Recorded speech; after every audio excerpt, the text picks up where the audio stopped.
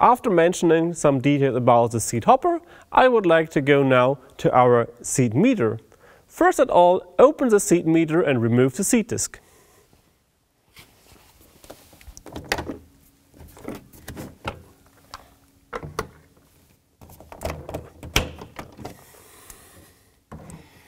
After opening the lid and removing the seed disc, we can see now the inside of our seed meter.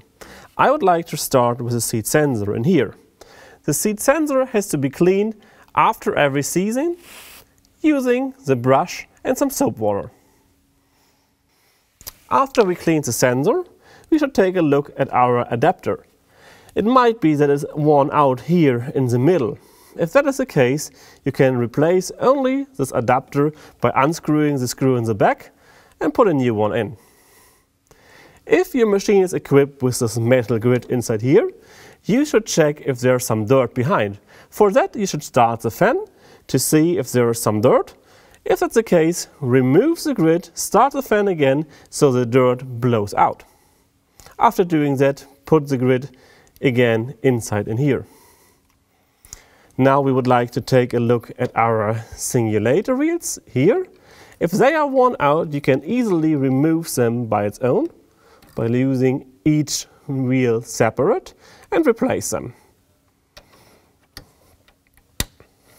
Also check here if the singulator can reach every position from 9 to C. If we are in position C, that's a maintenance position, we can see that little screw in here. By unscrewing that screw, we can remove the complete singulator, if we need to replace it in case of some of those metal plates are bended. For the hatch, close and open it full way so see it's going smoothly.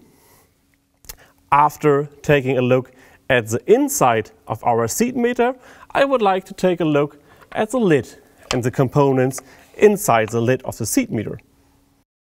For the lid, we have a sealing here, and you should check if there are some wear or some damages, visible damages on the sealing.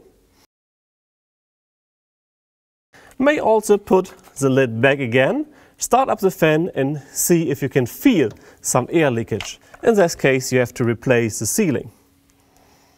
We have the rubber wheel. You should see if you see some visible damages here, and also check the axle of this rubber wheel if that is worn out.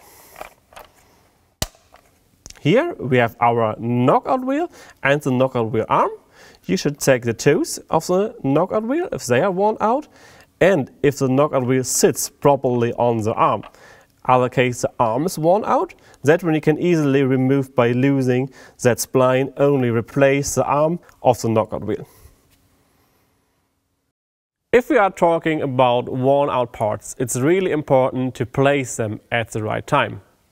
Not too early and also not too late, so we may get a bad working result. Starting with the adapter I mentioned before. Here we see a new one, and here we see a worn out one. You see the little edge here in the front where all the seeds pass, and it gets worn out in here. The singulator wheel, also here a new one. You see here this little mark. Here on the worn out one, that mark is already gone. It got smaller and smaller in diameter, so we have to replace it. The knockout wheel, the new one. Here worn out one where you can see the tooths are getting very, very thin. There might be a risk that they break, so they cannot clean each hole properly. The arm of the knockout wheel, the new one. Here worn out one, you see it getting thinner and thinner here. By movement of the wheel, you see the wheel doesn't really fit to the arm and can move off. So that's time to replace the arm. Here we also can see our seed sensor. That one is cut into two halves. And we easily can see here that window where's our electronic behind to count our seeds. And that window should always be cleaned and not be full of treatment or dust of treatment. After removing the lid and the seed disc, we should not pull it back for storage season. We have a sealing here on the lid, which should also relax during storage season. so no pressure on it. And we have the knockout wheel arm, which also should not be in that position while storage, so the spring inside here can relax. We should both put the seat disc and the lid inside the hopper.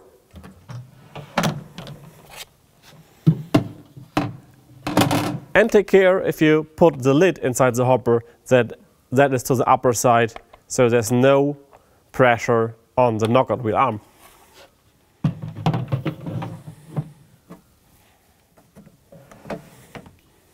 For a TPV, it's important to do that because we have different type of lids, so you will not mix them up after storage season.